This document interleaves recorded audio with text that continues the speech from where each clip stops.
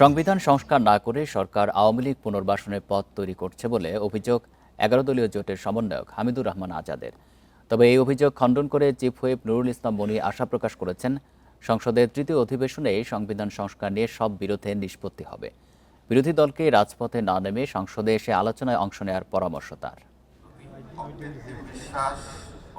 সংসদ সদস্য হিসেবে শপথ নেয়ার দিন থেকেই জুলাই সনদ বিষয়ক গণভোটের রায় বাস্তবায়ন নিয়ে সম্পূর্ণ বিপরীত অবস্থানে সরকার ও বিরোধী দল। সংসদের প্রথম অধিবেশনে এ নিয়ে নানা তর্ক বিতর্ক হলেও হয়নি সমঝোতা। সংসদের প্রথম দিনে এই আদেশটা উপস্থাপন করা হলো না, কারণ এটা না হয় অধ্যাদেশ না হয় আইন। ১১ দলীয় জোটের সমন্বয়ক হামিদুর রহমান আজাদের অভিযোগ, সংবিধান সংস্কারকে অগ্রাহ্য করে আওয়ামী পুনর্বাসনের পথ তৈরি করছে সরকার। শুধুমাত্র গণভোটের রায় বাস্তবায়িত হলেই সরকার ও বিরোধী দলের তিক্ততা দূর হবে বলে মনে করেন তিনি। এখন যে দূরত্ব বা অস্থিতিশীল অবস্থার যে কথা বলা হচ্ছে, সেটার জন্য আওয়ামী লীগ বেনিফিটেড হবে কি না, এই প্রশ্নটা আমার মনে হয় বিএনপিকে করলে বেশি ভালো। কারণ আমরা আওয়ামী লীগকে বেনিফিটেড করার জন্য করছি না, আমরা জনগণের রাইট এস্টাবলিশ করার জন্য করছি। বরং বিএনপি যাবৎকালে যা গঠিয়েছে সব কিছু আওয়ামী লীগের পুনর্বাসনের কাজে করেছে।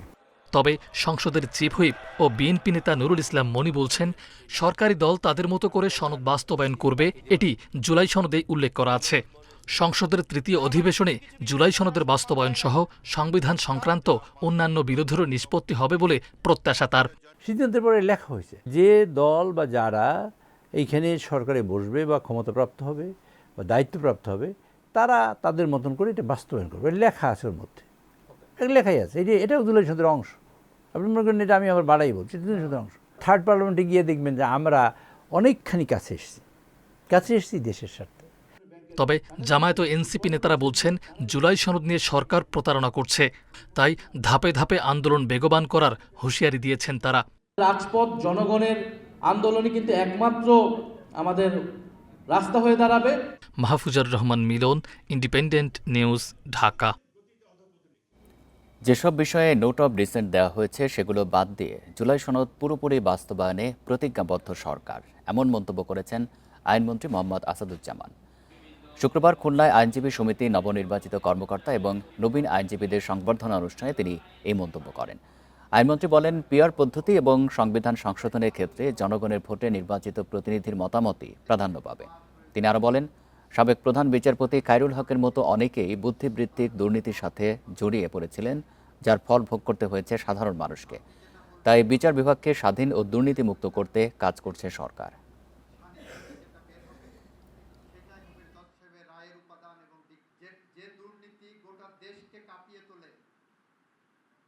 আমরা চাই বিচারকরা তাদের মান, সম্মান, ইজ্জত, ভয়, ভীতির ঊর্ধ্বে উঠে একটি স্বাধীন বিচার কার্য পরিচালনা করুন। এবং এটা চাই বলেই আমরা এমন একটি পথ ধরে হাঁটছি, যে পথ আগামী দিনে এদেশের মানুষের শান্তির, স্বস্তির, স্বপ্নের পথ দেখাবে। প্রধানমন্ত্রী তারেক রহমান খামারবাড়ি কৃষিবিদ ইনস্টিটিউটে বিএনপির দলীয় অঙ্গ সংগঠন সমূহের সঙ্গে মত বিনিময় করেছেন। এ বিষয়ে আরও জানাতে রাজধানীর খামারবাড়িতে থেকে যুক্ত হচ্ছেন সহকর্মী শিকদার মেহেদী হাসান। মেহেদী, প্রধানমন্ত্রী মত বিনিময়ে কোন কোন বিষয়ে জোর দিয়েছেন, বিস্তারিত জানাবেন।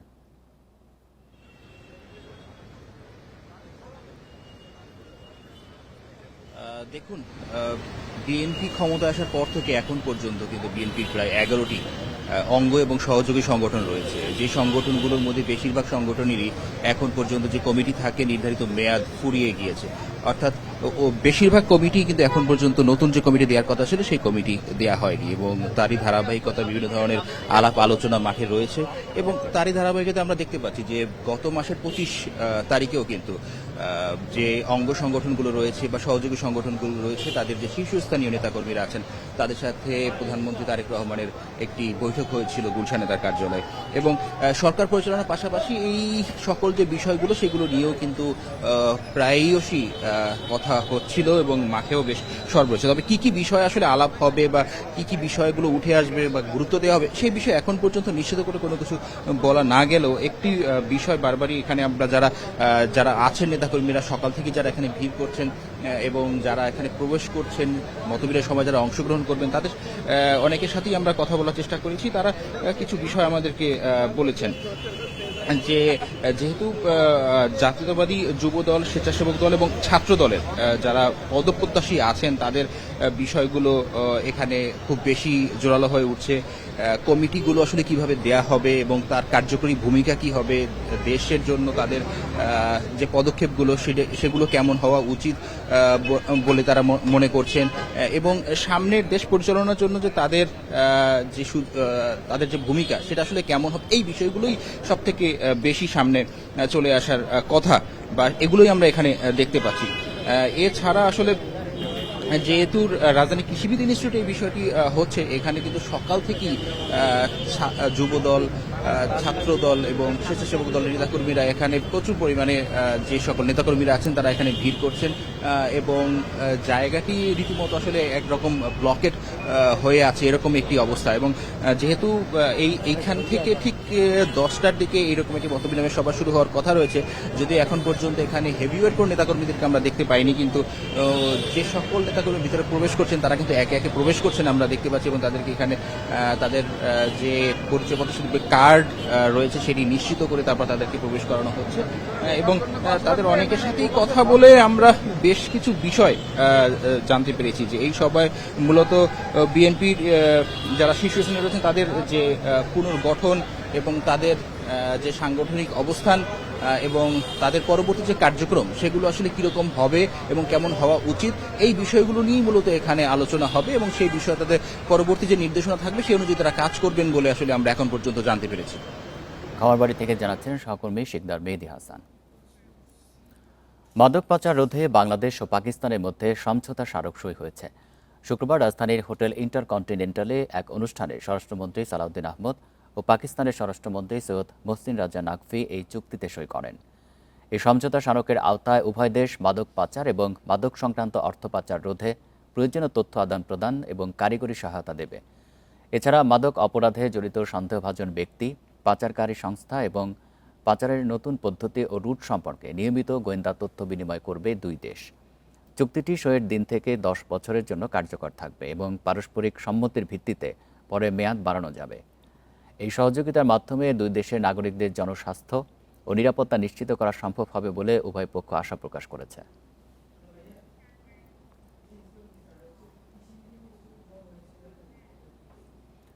দুটি রাষ্ট্রের মধ্যে সম্পাদিত চুক্তি চাইলে পরিবর্তন বা বাতিল করা যায় না, তবে দেশের স্বার্থবিরোধী কিছু থাকলে তা সংশোধনের সুযোগ থাকে।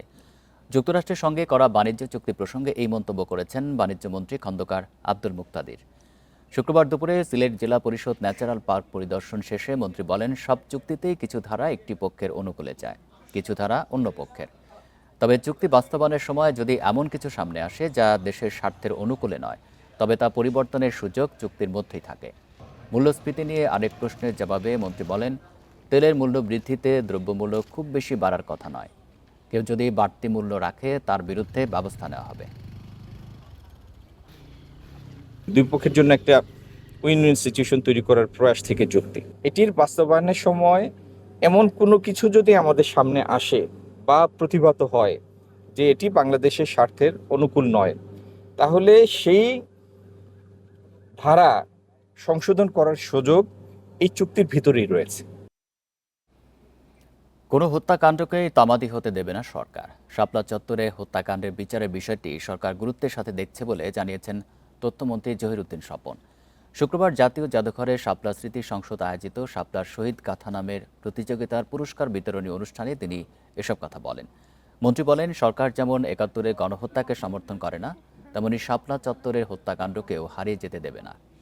শাপলায় নিহতদের প্রতি রাষ্ট্র যথাযথ দায়িত্ব পালন করবে। তথ্যমন্ত্রী বলেন, হেফাজতের আন্দোলনের পর বিএনপি সহ বিরোধী মতের বহু নেতাকর্মীর বিরুদ্ধে মামলা দেওয়া হয়েছিল। ফ্যাসিবাদী আমলে গণতন্ত্রকামী মানুষ নির্যাতনের শিকার হয়েছে। ফ্যাসিবাদের বিরুদ্ধে লড়াইয়ে ঐক্য ধরে রাখতে পারলে সব শহীদের প্রতি যথাযথ সম্মান দেখানো সম্ভব হবে। এই ন্যাক্কারজনক গণহত্যার পরে বিএনপির বিবৃতিতেই প্রথম এটাকে গণহত্যা হিসেবে চিহ্নিত করা হয়েছিল। দৈনিক পত্রিকার আর্কাইভ থেকে খুঁজলে দেখবেন বাংলাদেশের কোন রাজনৈতিক দল তখনও এ বিষয়ে কোনো বিশেষণ নির্ধারিত করতে পারেনি। শুধু বিএনপি তাকে গণহত্যা বলে চিহ্নিত করেই সেই দিন ক্ষান্ত হয়নি। 2 দিন ব্যাপী হরতালের ডাক দিয়েছিল বাংলাদেশ জাতীয়তাবাদী দল। এ নিয়ে আরও জানাতে শাহজালাল আন্তর্জাতিক বিমানবন্দর থেকে যোগ দিচ্ছেন সহকর্মী নজরুল ইসলাম। নজরুল, 9:15টায় তো মরদেহ পৌঁছানোর কথা, সময় তো হয়ে গেছে প্রায়। কি পরিস্থিতি, মরদেহ পৌঁছানোর কোনো খবর আছে কিনা? এর আগের সংবাদে আপনি জানাচ্ছিলেন যে তার স্বজনদের মধ্যে কাউকে দেখেননি, তারা এসছেন কিনা?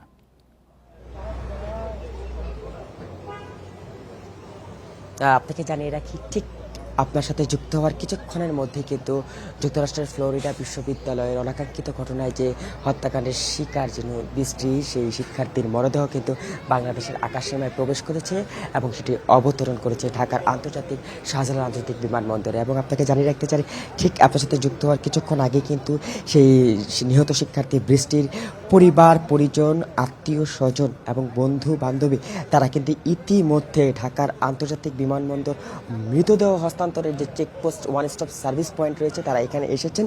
এবং এখন থেকে ঠিক 10 মিনিট আগে নিহত বৃষ্টির বাবা এবং মা কিন্তু ক্যানোপি গেট তারা প্রবেশ করেছেন। সেখানে গিয়ে তারা দাপ্তরিক এবং আনুষঙ্গিক যে আনুষ্ঠানিকতা রয়েছে মৃতদেহ গ্রহণ করার বিষয়টি, বিমানবন্দর কর্তৃপক্ষ থেকে সেই কাজটি করতে তার মা এবং বাবা সেখানে প্রবেশ করেছেন।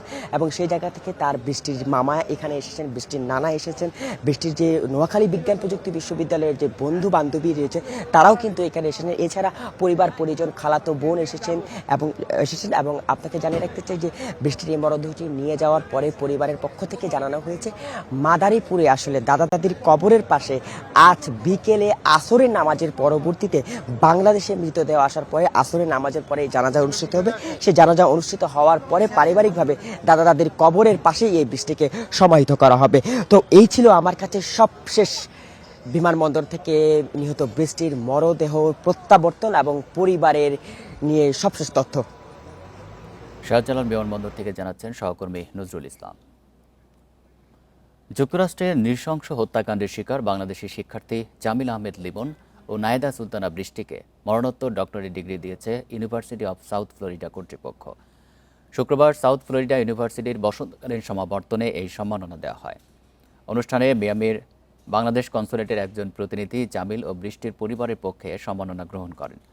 জামিল ও বৃষ্টির স্মরণে সমাবর্তন অনুষ্ঠানের শুরুতে 1 মিনিট নীরবতা পালন করা হয়। এছাড়া তাদের সম্মানে ডক্টরাল ডিগ্রি প্রদানের মূল অনুষ্ঠানস্থলে 2টি খালি চেয়ার নির্ধারিত পোশাকে সাজিয়ে রাখা হয়। 16 এপ্রিল সাউথ ফ্লোরিডা বিশ্ববিদ্যালয়ের 2 বাংলাদেশি শিক্ষার্থী জামিল ও বৃষ্টি নিখোঁজ হন। এর 8 দিন পর জামিলের মরদেহ উদ্ধার করে পুলিশ। আর 30 এপ্রিল শনাক্ত হয় বৃষ্টির মরদেহ। এদিকে শুনানির পর যুক্তরাষ্ট্রের আদালতে জামিল ও বৃষ্টির হত্যা মামলার আনুষ্ঠানিক বিচার কার্যক্রম শুরু হয়েছে। অভিযুক্ত হিশামের বিরুদ্ধে ফার্স্ট ডিগ্রি মার্ডার চার্জ আনা হয়েছে। এই মামলার সর্বোচ্চ সাজা মৃত্যুদণ্ড।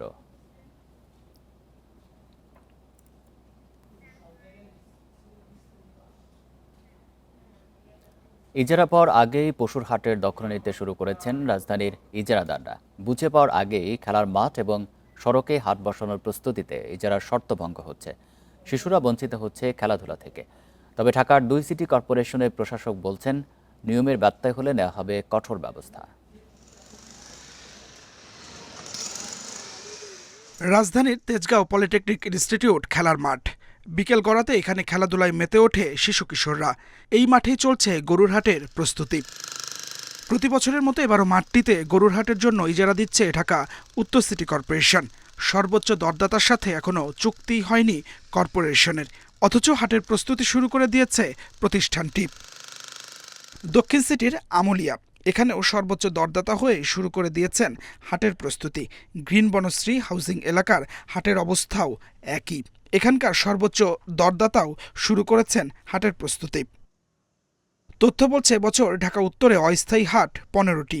এর মধ্যে প্রথম দফায় সর্বোচ্চ দরদাতা মিলেছে 7টির, আর ঢাকা দক্ষিণে অস্থায়ী হাট 11টি। সর্বোচ্চ দরদাতা মিলেছে 8টির, বাকিগুলো টেন্ডার প্রক্রিয়াধীন। বিশ্লেষকরা বলছেন, অন্তত 12 দিন আগে প্রস্তুতি শুরু করা ইজারার শর্ত ভঙ্গ। ঢাকা শহরে যেখানে খেলার মাঠের তো সংকট, এবং আমরা বারবার বলার পরেও খেলার মাঠগুলোকে কুরবানি হাটের বাইরে করার ব্যাপারে সিটি কর্পোরেশনের আগ্রহটা অত্যন্ত কম। অথচ এই বাস্তবতার পরেও এতদিন আগে যদি খেলার মাঠগুলোকে সেই অর্থে দখল করা হয় এবং সেখানে খেলার সুযোগ থেকে আমাদের নাগরিকরা, শিশুরা বঞ্চিত হয়, তাহলে সেটারও তো একটা মূল্য আছে। ঢাকার 2 প্রশাসক বলছেন, যারা ইজারার শর্ত ভঙ্গ করবে তাদের বিরুদ্ধে ব্যবস্থা নেবে সিটি কর্পোরেশন। আইন শৃঙ্খলা রক্ষাকারী বাহিনীদেরকেও বলেছি যে নির্দিষ্ট সময়ের আগে কোথাও হাট বসতে পারবে না। নির্দিষ্ট সীমা আমরা তাদেরকে কোন সীমানা পর্যন্ত তারা ব্যবহার করবে সেই সীমানাও আমরা টেনে দিচ্ছি। কাজে এর বাইরে যদি বসে তাহলে সেটা আইন শৃঙ্খলা রক্ষাকারী বাহিনী ব্যবস্থা গ্রহণ করবে।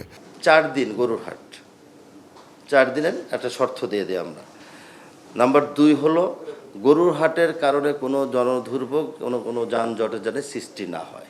3 নম্বর, প্রতিদিনে গরুর হাটে যেই বর্জ্যগুলো থাকে সেটা তার নিজ দায়িত্বে তারা পরিষ্কার করতে বাধ্য থাকে। এরকম আরও কয়েকটা কন্ডিশন দিয়েই কিন্তু তাদেরকে দেওয়া হয়।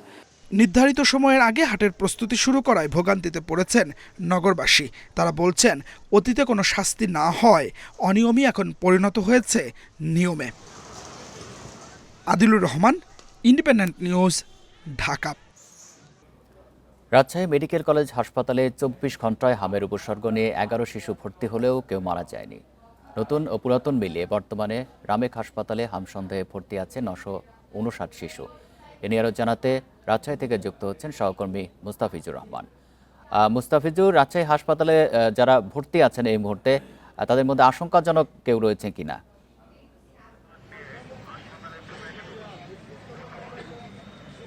দেখুন, রাজশাহী মেডিকেল কলেজ হাসপাতালে আমরা দেখেছিলাম যে গত ঠিক 2 মাস আগে যে চিত্র ছিল সেই চিত্রের পরিবর্তন হয়েছে। আমরা দেখেছিলাম যে আইসিইউর সংকটে এবং সংকটাপন্ন হামে আক্রান্ত রোগীগুলো আইসিইউর অভাবে মারা গেছে। অনেকটা সিরিয়াল থাকতে হয়েছে, 40 থেকে 50 জন মুমূর্ষু শিশু রোগীকে সিরিয়ালে থাকতে হয়েছে, তারা বেড না পেয়ে মারা গেছে। সেই চিত্র কিছুটা উন্নতি হয়েছে আমরা বলতে পারি, এবং গেল 24 ঘন্টায় এখন পর্যন্ত হামের উপসর্গ নিয়ে কোনো শিশু মারা যায়নি। এবং হামের যে আক্রান্ত বা হামের যে প্রাদুর্ভাব আমরা দেখেছিলাম উত্তরাঞ্চলে সবচেয়ে বেশি হয়েছিল ফেব্রুয়ারির পর থেকে, সেটি ক্রমান্বয়ে কিন্তু আমরা যে পরিসংখ্যান সেখানে বলতে পারি যে ক্রমান্বয়ে যে এর বিস্তৃতি লাভ সেটি কিছুটা হলো দুর্বল হয়েছে। তার পরিসংখ্যান হচ্ছে যে আমরা ফেব্রুয়ারিতে দেখেছিলাম যে হামের উপসর্গ নিয়ে ফেব্রুয়ারি মার্চ পর্যন্ত আমরা দেখেছি হামের উপসর্গ নিয়ে গড়ে রোগী 50 থেকে 60 জন, কখনো 70 জন গড়ে রাজশাহী মেডিকেল কলেজ হাসপাতালে ভর্তি হতে দেখেছি। সেইখান থেকে এখন গড়ে সর্বোচ্চ 15 থেকে 20 জন, এবং গত 24 ঘন্টার পরিসংখ্যান হিসেব বলছে যে মাত্র 11 জন হামের উপসর্গ নিয়ে রোগী এসেছেন। এবং চিকিৎসকরা বলছেন যে এর দুটো বিষয় রয়েছে। একটি হচ্ছে যে হামের যে প্রাদুর্ভাব প্রথমের দিকে অনেকেই বুঝতে পারেননি অভিভাবকরা, যার ফলে এই সংক্রমিত হাট সংক্রমণ ব্যাধি বা ছোঁয়াচে রোগ হওয়ার কারণে এখানে অনেকে এই জিনিসটি বুঝে ওঠার আগেই কিন্তু এটি ছড়িয়ে গেছে। এবং রাজশাহী মেডিকেল কলেজ হাসপাতালে অনেক রোগী এসেছেন ঠিক হামের উপসর্গ নিয়ে আসার ফলে এখানে অন্যান্য রোগীদের মধ্যেও কিন্তু এটি ছড়িয়ে গেছিল। ঠিক যখন এটি শনাক্তকরণ হয়েছে তারপরে এবং আইসোলেশনের ব্যবস্থা করা হয়েছে রাজশাহী মেডিকেল কলেজ হাসপাতাল শহরের আশপাশের যে জেলা স্বাস্থ্য উপজেলা যে কমপ্লেক্সগুলো রয়েছে সেখানে যে সেবাদানগুলো রয়েছে সেখানে আইসোলেশনের ব্যবস্থা করার কারণে এই যে প্রাদুর্ভাব সেটি কিছুটা হলেও রোধ করা গেছে এবং সচেতনতা বৃদ্ধি, সেই সাথে টিকাদান কার্যক্রম শুরু হয়েছে, এরই একটি প্রভাব রয়েছে। যার ফলে সব মিলিয়ে বলা যেতে পারে যে হাম যে প্রাদুর্ভাব আমরা দেখেছিলাম অনেকটা মহামারী আকারে যে ধারণ করতে যাচ্ছিল, সেখান থেকে কিছুটা হলেও এখন পর্যন্ত নিয়ন্ত্রণে এটি কিন্তু স্বাস্থ্য অধিদপ্তরের তথ্য সেটি বলছে। এবং এখন পর্যন্ত আমরা দেখেছি রাজশাহী সহ আশেপাশের যে রাজশাহী যে 8টি জেলা রয়েছে রাজশাহী বিভাগে, ঠিক সেইখানে সবচেয়ে বেশি আমরা দেখেছিলাম যে নওগাঁ, পাবনা, এরপরে চাঁপাইনবাবগঞ্জ এবং এরপর কিন্তু রাজশাহীতে আমরা দেখেছিলাম। সেই তুলনায় এখন পর্যন্ত বলা যেতে পারে রাজশাহী মেডিকেল কলেজ হাসপাতালে বা রাজশাহীতে হামের প্রাদুর্ভাব গেল 2 মাসের তুলনায় অনেকটাই নিয়ন্ত্রণে এসেছে। তো এই ছিল রাজশাহী মেডিকেল কলেজ হাসপাতাল থেকে সর্বশেষ। রাজশাহী থেকে জানাচ্ছেন সহকর্মী মুস্তাফিজুর রহমান। ঈদুল আজহা উপলক্ষে সাভারের চামড়া শিল্প নগরীতে বিদ্যুৎ সংকট নিয়ে দুশ্চিন্তায় মালিকরা। বলছেন, কোরবানির মৌসুমে পশুর চামড়া প্রক্রিয়াজাতকরণে নিরবচ্ছিন্ন বিদ্যুৎ সরবরাহ সবচেয়ে জরুরি। ঠিকমতো সংরক্ষণ না করা গেলে অস্থিরতা তৈরি হবে চামড়া শিল্পে, কমবে রপ্তানি আয়। তবে বিদ্যুৎ সংকট নিরসনে বিকল্প জ্বালানি ব্যবহারের পরামর্শ বিশেষজ্ঞদের।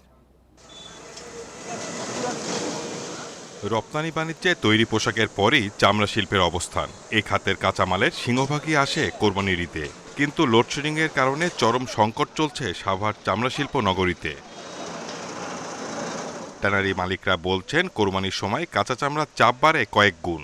বিদ্যুৎ না পেলে এসব চামড়া সময়মতো প্রক্রিয়াজাত করা সম্ভব হবে না। আবার কেন্দ্রীয় বর্জ্য শোধনাগার সিইটিপি সচল রাখতেও নিরবচ্ছিন্ন বিদ্যুৎ প্রয়োজন। এর নেতিবাচক প্রভাব পড়বে সামগ্রিক অর্থনীতিতে। প্রসেস প্রক্রিয়া যদি বিঘ্ন ঘটে তাহলে এটা পৌঁছে যাবে। আর এইখানে জেনারেটর দিয়ে এটা ব্যাকআপ নেওয়া খুবই কঠিন, এটা সম্ভব না। তারপরে আমাদের সিইটিপিতে যদি আপনার ইলেকট্রিসিটি নিরবচ্ছিন্ন যদি না থাকে, সেক্ষেত্রে যে ওভারফ্লো হয়ে যায় এবং ট্রিটমেন্ট প্রক্রিয়া বাধাগ্রস্ত হয়। রপ্তানিমুখী এ শিল্পকে এগিয়ে নিতে আলাদা পরিকল্পনার তাগিদ দিচ্ছেন বিশেষজ্ঞরা। বিশেষ করে বিকল্প জ্বালানি ব্যবহারের পরামর্শ তাদের। সাশ্রয়ী বিদ্যুৎ প্রকল্প, যেটা আমরা সোলার প্যানেল অথবা আরও অন্য কিছু করা যায় কিনা, বা দেশীয় যে কোনো প্রযুক্তি দিয়ে আমরা সেটাকে মিটিগেট করতে পারি কিনা, অথবা বর্জ্য থেকে বিদ্যুৎ তৈরি করতে পারি কিনা, যেটা পৃথিবীতে আছে, সেই জায়গায় নজর তো দিতে হলে আমাদেরকে দীর্ঘমেয়াদী প্ল্যান করতে হবে। নিরবচ্ছিন্ন বিদ্যুৎ নিশ্চিত বড় চ্যালেঞ্জ উল্লেখ করে নিয়মিত আলোচনার কথা বলছে কর্তৃপক্ষ। বিদ্যুতের একটা সমস্যা আছেই এখানে। এর মধ্যে আমরা ঊর্ধ্বতন কর্তৃপক্ষের সঙ্গে যোগাযোগ করেছি। তো এটা তো আপনি বৈশ্বিক প্রবলেম, যেটা ইরান এবং ইউএসের যে ইস্যুতেই, যেটা জ্বালানির যে সমস্যার কারণে, সেটাও সরকারের পক্ষ থেকে চেষ্টা করছে এটা সমাধান করার পথে। সাভার চামড়া শিল্পনগরী চালু হয় 2017 সালে। বর্তমানে শিল্পনগরীতে চালু রয়েছে 142টি tannery. Shahid Ahmed, independent news, Dhaka. হাওর এলাকায় জলাবদ্ধতার কারণে এখনও জমিতে পচে নষ্ট হচ্ছে ধান। পাশাপাশি রোদ ওঠায় ধান কাটা, মাড়াই ও শুকানোর কাজে ব্যস্ত কৃষক। ধান নষ্ট হওয়ায় সরকার নির্ধারিত দামের চেয়ে অর্ধেকে বিক্রি করতে হচ্ছে। হাওরের পরিস্থিতি নিয়ে আরও জানাতে মৌলভীবাজার থেকে যুক্ত হয়েছেন সহকর্মী তুহিনুর রশিদ। তুহিনুর রশিদ, মৌলভীবাজারে হাওরের বর্তমান পরিস্থিতি জানাবেন। আর কৃষকরা এখন পর্যন্ত যে ধান কাটতে পেরেছে, সেগুলো বিক্রি করতে তারা কী ধরনের সমস্যার সম্মুখীন হচ্ছে?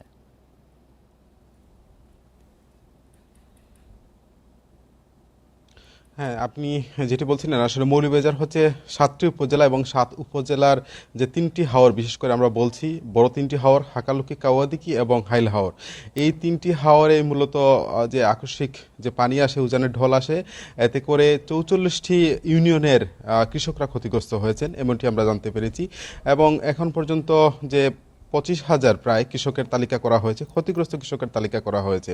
এই ক্ষতিগ্রস্ত কৃষকের তালিকা করেছে মূলত কৃষি বিভাগের মাধ্যমেই। আমরা যতদূর জেনেছি, কৃষি বিভাগের যে ইউনিয়ন পর্যায়ে যে এসও আছে তাদের মাধ্যমেই। তবে এখানে আমরা গতকাল এই হাওরে, বিশেষ করে কাওয়াদিকে হাওরে ঘুরেছি। কাওয়াদিকে হাওরের যে হাওর অধ্যুষিত এলাকা, সেখানে ঘুরে আমরা যেটি জানতে পেরেছি যে আসলে এই তালিকা, যেটি অনেক প্রকৃত কৃষক কিন্তু সেই তালিকায় স্থান পাননি, অনেকের নাম কিন্তু সেখানে যায়নি, অনেকে জানেনই না যে সরকারের এই যে মহতি একটা উদ্যোগ বা সরকার যে কৃষকদেরকে সহযোগিতা করবে, এরকম একটি উদ্যোগ আছে, অর্থাৎ 3টি স্তরে সহযোগিতা করার কথা আছে, কিন্তু প্রান্তিক কৃষক কিন্তু সেটি জানেন না।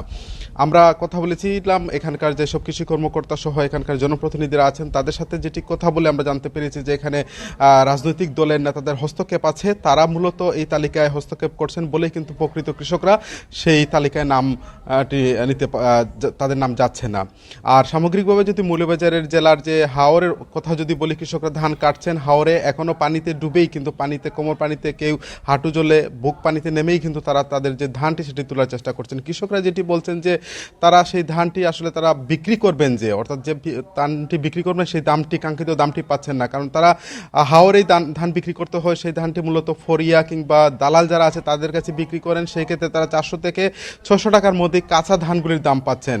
কিন্তু প্রকৃতপক্ষে যে মিলার আছে, মিলারের দাম বিক্রি হয়তো 700-800 টাকা হচ্ছে, কোনো ক্ষেত্রে 900 টাকাও হচ্ছে। কিন্তু সেক্ষেত্রে মিলারের কাছে বা সরকারি খাদ্য গুদামে যেখানে ধান বিক্রি করবেন 1400 টাকার উপরে বিক্রি করবেন, সেখানে কিন্তু তারা যে এই ধানটি হাওর থেকে, অর্থাৎ দুর্গম হাওর থেকে সেই ধানগুলি তারা উপজেলা সদরে কিংবা এই মিলারে নিয়ে যাবেন, সেই সুযোগটি তাদের হয় না বলেই কিন্তু কৃষকরা অভিযোগ করেছেন। তো সব মিলে মৌলভীবাজারে এই মুহূর্তে আসলে কৃষকদের একটা দুর্ভোগ বা হাহাকার চলছে। আর কৃষকরা ধান কাটছেন, হয়তো বা আরও সপ্তাহ 10 দিন পরে সেই ধান কাটাটা শেষ হবে, এমনটাই কিন্তু আমরা জানতে পেরেছি। এই ছিল আসলে আমার কাছে মৌলভীবাজারে হাওরের সর্বশেষ পরিস্থিতি। মৌলভীবাজার থেকে জানাচ্ছেন সহকর্মী তুহিনুর রশিদ। খুলনার বটিয়াঘাটায় আজিজুল ইসলাম নামে এক যুবককে কুপিয়ে হত্যা করেছে দুর্বৃত্তরা। শুক্রবার রাত 8টার দিকে উপজেলার রাঙ্গামারি এলাকার বিলে এই ঘটনা ঘটে। নিহত আজিজুল বাগেরহাটের মোরেলগঞ্জ উপজেলার বকুলতলা এলাকার হাবিবুর রহমানের ছেলে। পুলিশ ও স্থানীয়রা জানায় মোটরসাইকেলে করে কয়েকজন দুর্বৃত্ত আজিজুলকে তুলে নিয়ে যায়। পরে রাঙ্গামারি এলাকার বিলে নিয়ে ধারালো অস্ত্র দিয়ে কুপিয়ে জখম করে পালিয়ে যায়। স্থানীয়রা রক্তাক্ত অবস্থায় তাকে দেখতে পেয়ে পুলিশে খবর দেয়। পরে পুলিশ ঘটনাস্থলে গিয়ে গুরুতর আহত অবস্থায় তাকে উদ্ধার করে খুলনা মেডিকেল কলেজ হাসপাতালে নিয়ে গেলে চিকিৎসক আজিজুলকে মৃত ঘোষণা করেন। নিহত আজিজুলের নামে বিভিন্ন থানায় হত্যা, মাদকসহ একাধিক মামলা রয়েছে। বর্ষার আগেই ভাঙন দেখা দিয়েছে মানিকগঞ্জের পদ্মা যমুনার তীরবর্তী এলাকাগুলোতে। গত এক মাসে নদীগর্ভে বিলীন হয়ে গেছে শতাধিক বাড়ি ও কয়েকশো বিঘা ফসলি জমি। এদিকে সাতক্ষীরায় বেড়িবাঁধের ভাঙন আতঙ্কে নির্ঘুম রাত পার করছেন সাতক্ষীরার নদী পাড়ের শত শত পরিবার। গত এক মাস ধরেই মানিকগঞ্জের পদ্মার তীরবর্তী এলাকায় দেখা দিয়েছে ভাঙন। অসময়ের নদী ভাঙনে নিঃস্ব হরিরামপুর উপজেলার গোপীনাথপুর, রামকৃষ্ণপুর ও কাঞ্চনপুর ইউনিয়নের কয়েকশো পরিবার। পানি বেড়ে যাওয়ায় শিবালয় ও দৌলতপুরে শুরু হয়েছে যমুনার ভাঙন। ভাঙনের রূপ বেশি ভালো না, এরকম ভাঙন আমার বয়সে আমি এই প্রথম দেখতেছি। এই নদী যদি ভাঙে আমরা কোন জায়গায় দাঁড়ামু, কার কাছে যাই দাঁড়ামু, আমাদের তো এর অসহায় হয়ে যাবো। প্রধানমন্ত্রীর কাছে আমাদের আকুল আবেদন, দয়া করে যদি বেরিয়ে দেয়, তার কাছে আমার ভিক্ষা চাই না, সাহায্য চাই না। ভাঙন ঠেকাতে জিও ব্যাক ফেলছে পানি উন্নয়ন বোর্ড। ভাঙন রোধে স্থায়ী বাঁধের পরিকল্পনার কথা জানান জনপ্রতিনিধিরা। যাতে সাময়িকভাবে এটাকে বাধা দেওয়া যায়, যাতে পারদার না ভাঙে। আর মূল কাজটা আমরা আগামী অর্থ বছরে শুরু হবে, সেখানে আমরা স্যাংশন হয়েছে, এটা আমরা এখন বাকিটা কাজ শুরু করব। এদিকে বর্ষার আগেই ভাঙন ঝুঁকিতে উপকূলীয় জেলা সাতক্ষীরার খোলপেটুয়া, কপোতাক্ষ ও মরিচচাপ নদীপাড়ের বিস্তীর্ণ এলাকা। ভাঙন আতঙ্কে দিন কাটছে নদীপাড়ের মানুষের। সামনে বর্ষাকাল, যদি এক্ষুনি না হয় তা আমাদের যে বাজারটা একেবারে সম্পূর্ণ নদীর গর্ভে চলে যাবে। আমাদের এখানে যদি এই ভাঙনটা যদি আমরা এক্ষুনি রোদ না ঠেকাতে পারি, তাহলে আমাদের গ্রাম এখানে গ্রাম আছে, শত আছে, মানে ধানের জমি ঘের আছে, সব প্লাবিত হয়ে যাবে। ঝুঁকিপূর্ণ বিভিন্ন এলাকায় বাঁধ সংস্কারের কাজ চলছে। বরাদ্দ পেলে অন্য এলাকাতেও সংস্কার কাজ করা হবে বলে জানান পানি উন্নয়ন বোর্ডের কর্মকর্তারা। মোটামুটি 5 কিলোমিটার মতো জায়গায় আমাদের কাজ চলমান আছে, আর 10.88 কিলোমিটার জায়গা এখনও অতি ঝুঁকিপূর্ণ আছে। সেটা আমরা ধাপে ধাপে ইমার্জেন্সি করেও হইতে পারে, অথবা আমরা প্রস্তাব পাঠায় আগামী বছর বরাদ্দ পাইলে আমরা করব। বন্যা ও জলোচ্ছ্বাস ঠেকাতে 60-এর দশকে সাতক্ষীরা উপকূলের 802 কিলোমিটার জুড়ে তৈরি করা হয় বেড়িবাঁধ। এসব বাঁধের 40টি পয়েন্ট ঝুঁকিপূর্ণ বলে চিহ্নিত করেছে পানি উন্নয়ন board. Tania Nasrin, independent news. বিদেশ ভ্রমণ ও বৈদেশিক মুদ্রার লেনদেনের স্বচ্ছতা বাড়াতে নতুন নির্দেশনা জারি করেছে বাংলাদেশ ব্যাংক। নির্দেশনা অনুযায়ী সরকারি কর্মকর্তা কর্মচারীদের বিদেশ ভ্রমণের ক্ষেত্রে সংশ্লিষ্ট মন্ত্রণালয় বা বিভাগের অনুমোদন বা এনওসি ছাড়া কোনো এয়ারলাইন্স বা ট্রাভেল এজেন্ট টিকিট ইস্যু করতে পারবে না। কেন্দ্রীয় ব্যাংকের বৈদেশিক মুদ্রা নীতি বিভাগ থেকে জারি করা প্রজ্ঞাপনে এই তথ্য জানানো হয়। এছাড়া বিদেশে চাকরির উদ্দেশ্যে যাওয়া নাগরিকদের জন্য বৈধ পাসপোর্ট, ভিসা এবং বিএমইটির ছাড়পত্র বাধ্যতামূলক করা হয়েছে। বিদেশি এয়ারলাইন্স ও শিপিং কোম্পানির বৈদেশিক মুদ্রা লেনদেনের ক্ষেত্রেও নতুন নিয়ম আরোপ করা হয়েছে। এসব প্রতিষ্ঠানকে নির্ধারিত ফর্মে নিয়মিত আয় ব্যয়ের হিসাব জমা দিতে হবে। বিদেশে মুনাফা পাঠানোর আগে স্থানীয় ব্যয়, কর, কমিশন, সম্ভাব্য রিফান্ডের অর্থ সমন্বয় করতে হবে। অব্যবহৃত টিকিটের বিপরীতে অন্তত 10% অর্থ সংরক্ষণ বাধ্যতামূলক করা হয়েছে।